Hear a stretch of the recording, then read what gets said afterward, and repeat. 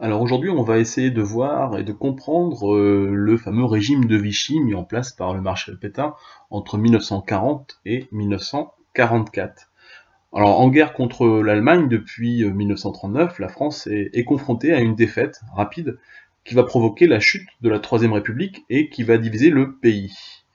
Après la signature de l'armistice avec l'Allemagne, le 22 juin 1940, le nouveau gouvernement, donc dirigé par le maréchal Pétain, s'installe à Vichy, donc au sud de la ligne de démarcation que les Allemands donc ont déclarée et ont fait signer à la France. Le 10 juillet 1940, la majorité des parlementaires français votent alors les pleins pouvoirs au maréchal Pétain.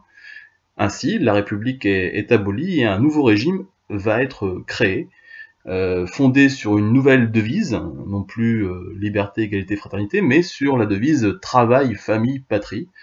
Et on verra que le régime de Vichy donc s'appuie sur une idéologie assez conservatrice. Il veut régénérer la France et va s'engager assez rapidement aussi dans une politique de collaboration avec l'Allemagne nazie. Alors, cette collaboration, on va tenter de la décrire. Elle s'effectue sur au moins trois niveaux. Une collaboration, premièrement, politique, que l'on va tenter d'expliquer. On verra aussi que cette collaboration, elle est aussi économique.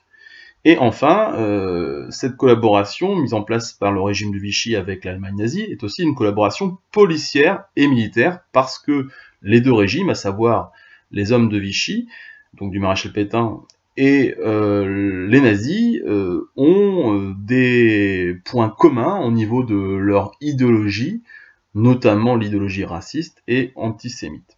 Alors si on commence déjà par la mise en place de cette politique de collaboration, elle est officielle avec l'entrevue de Montoire qui aura lieu donc en octobre 1940. Pour la première fois, le maréchal Pétain va rencontrer le chancelier allemand, à savoir Adolf Hitler, et une politique de collaboration se met en place très rapidement, surtout incarnée par le ministre le plus important du gouvernement du maréchal Pétain, à savoir Pierre Laval. C'est une politique conservatrice, nationaliste et surtout anticommuniste, ce qui fait donc le lien entre les deux pays et des points de convergence.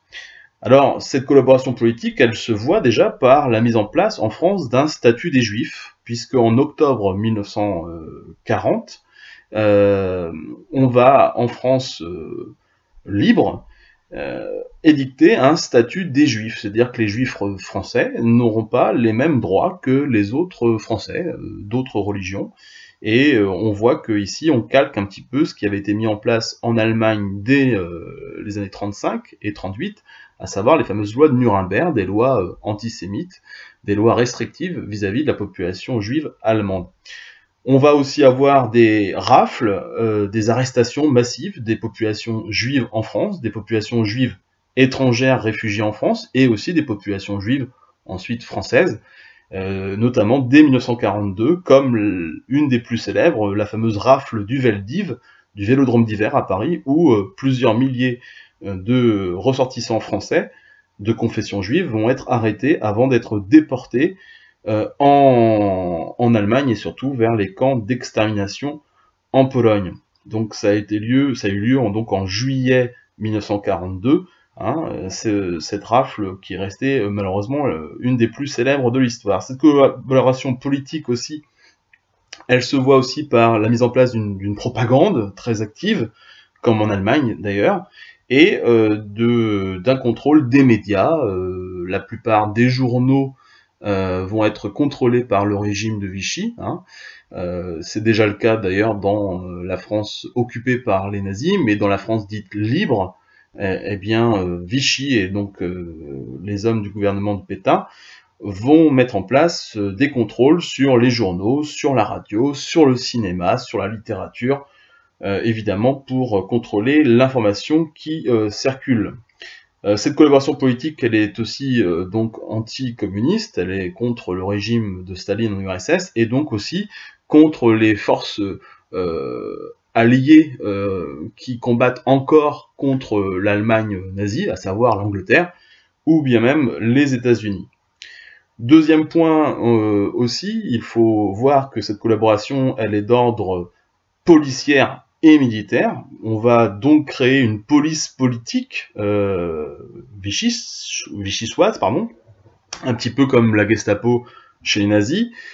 Cette police politique en France occupée et en France libre, elle s'appelle la milice. Elle sera dirigée par un homme qui s'appelle Darnan. On va aussi organiser une structure militaire pour renforcer les troupes allemandes sur le front russe, avec la création notamment de ce qu'on appelle de la LVF, donc la Légion des volontaires français, dirigée par Jacques Doriot, et qui iront combattre sous l'uniforme allemand sur le front russe pour combattre le bolchevisme et Staline. C'est ainsi que plusieurs milliers de Français vont s'engager volontairement dans ce combat avec ou du côté des forces occupantes et donc des nazis.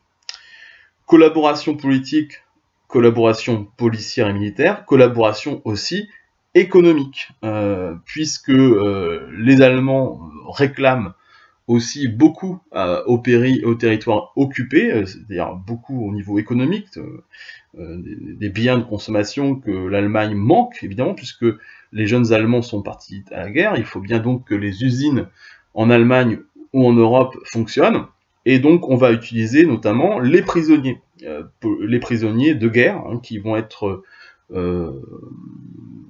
une main-d'œuvre dont l'Allemagne nazie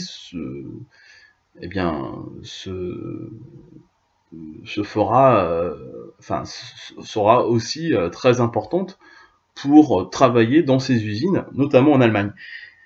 Et comme en France, Vichy va apporter son soutien, on va créer, en tout cas le gouvernement de Vichy, va créer ce qu'on appelle le STO, le service du travail obligatoire, donc pour tous les Français de plus de 18 ans, qui devront soutenir l'effort de guerre allemand et travailler pour l'Allemagne en France, ou travailler pour l'Allemagne en Allemagne, justement, pour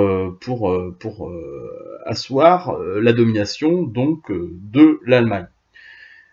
Cette collaboration donc a été relativement importante, hein, et c'est vrai que face à cette collaboration, il y a aussi une France, ou en tout cas des actions résistantes, incarnées par le général de Gaulle, qui dès l'armistice en juin 1940, a appelé les Français à résister. Mais ça, c'est une autre histoire qu'on verra dans un autre temps. Voilà pour le régime de Vichy, mené et incarné par le maréchal Pétain de 1940 à 1944.